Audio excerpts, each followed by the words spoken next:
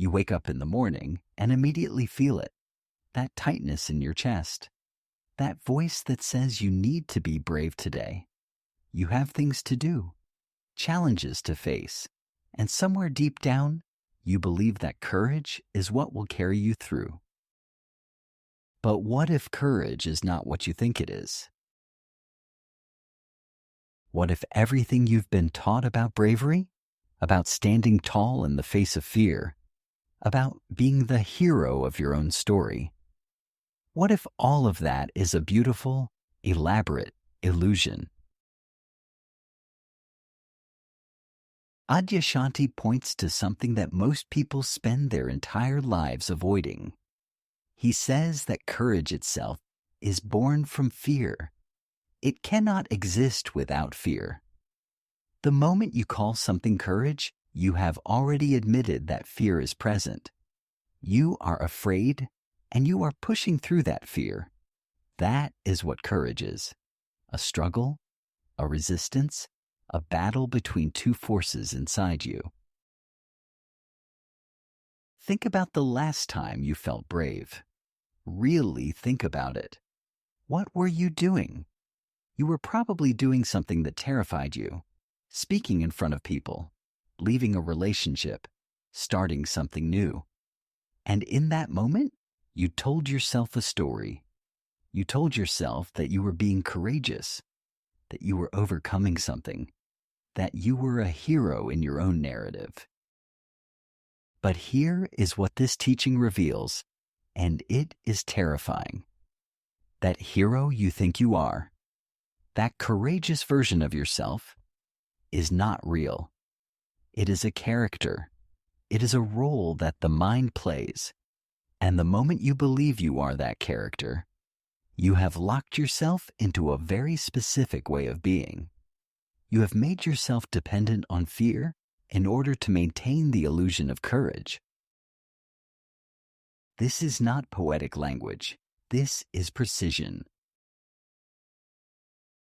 The ego, which is not a thing, but a process, a continuous activity of the mind creating a separate self. The ego needs fear. Without fear, there is no courage. Without courage, there is no hero. Without a hero, there is no story. And without a story, the ego begins to dissolve. So what does the ego do? It manufactures fear. It creates scenarios. It whispers to you about all the things that could go wrong. And then, when you push through those fears, it celebrates you. It tells you that you are brave, that you are strong, that you are someone to be admired, and you believe it because you feel the relief of having survived something. But you have not survived anything. You have only survived a thought. Beneath the layer of fear and courage, beneath the layer of the hero and the coward, there is something else entirely. There is a quality of being that is not dependent on any of these narratives. It is not dependent on emotion. It is not dependent on will. It is not dependent on the story you tell yourself about who you are. And here is where it becomes truly unsettling. In that space, action still happens. Movement still occurs. Responses still arise. But they do not come from courage. They do not come from the hero. They come from something that has no name in the ordinary sense. They come from what he calls the natural intelligence of being. When you remove the layer of fear and the layer of courage, when you stop the internal struggle, something else emerges. It is not passive. It is not weak. It is not the absence of response. It is the presence of a response that is not filtered through the ego's need to be someone. This is what terrifies people, not the fear itself, but the possibility that without fear, without courage, without the hero story, they might discover that they are still alive. They still move. They still act, But it is not their doing. It is not their achievement. It is not their story. Most people cannot tolerate this. They would rather maintain the exhausting dance between fear and courage. They would rather be the hero of a difficult story than be nobody in a story that is not theirs. But there is a cost to this choice. The cost is that you can never rest. You can never stop performing. You can never stop being on guard, waiting for the next challenge, the next opportunity to prove your courage, the next chance to be the hero. You are imprisoned by your own narrative. He speaks of this prison with great compassion. He does not condemn the ego for creating these stories. He simply points to what happens when you see through them, when you recognize that the hero is not real, when you recognize that the fear is not real, when you recognize that the courage is not real. What remains is not emptiness. What remains is not weakness. What remains is a kind of aliveness that is not dependent on any story. It is responsive, it is intelligent, it is compassionate, but it is not yours. And that is the terrifying truth. You're sitting with the question now. If there is no hero, if there is no courage, if there is no me doing anything, then who is acting? Who is making decisions? Who is living this life?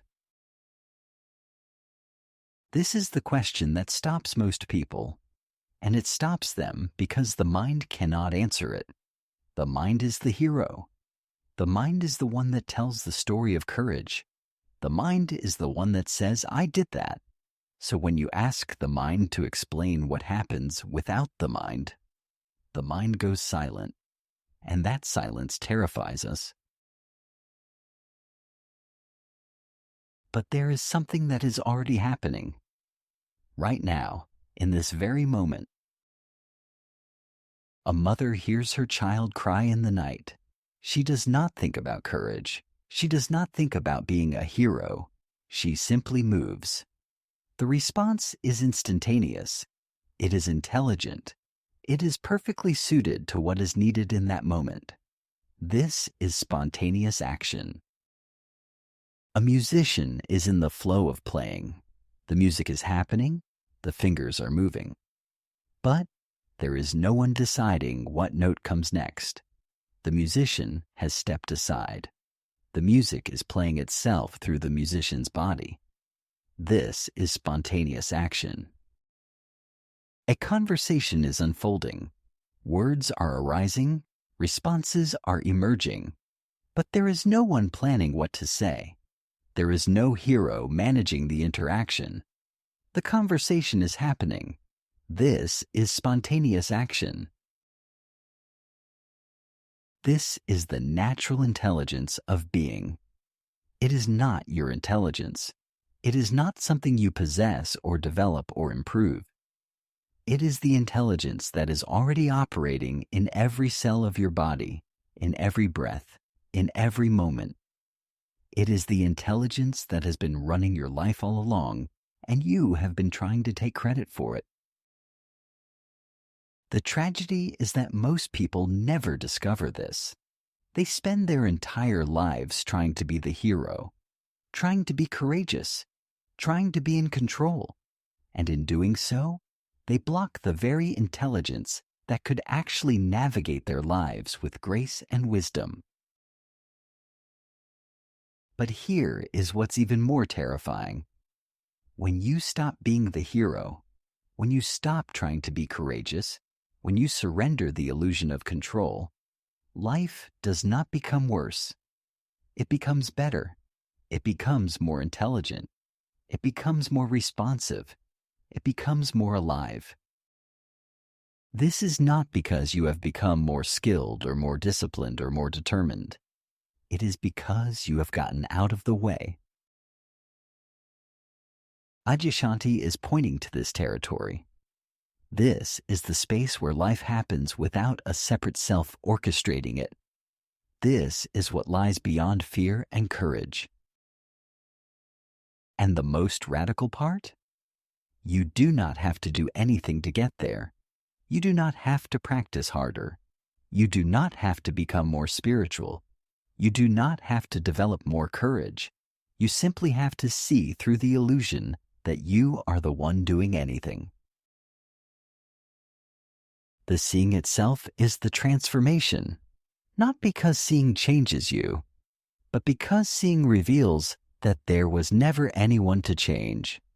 There was only ever the activity of life, pretending to be a separate self, trying to be a hero, exhausted by the effort. When you see this clearly, the exhaustion stops, the struggle stops, and what remains is the natural, spontaneous, intelligent unfolding of life itself. This is not a promise. This is not a spiritual goal to achieve. This is what's already true. It is what has always been true. It is what is true right now, beneath the story you are telling yourself about who you are. The question is not whether this is real.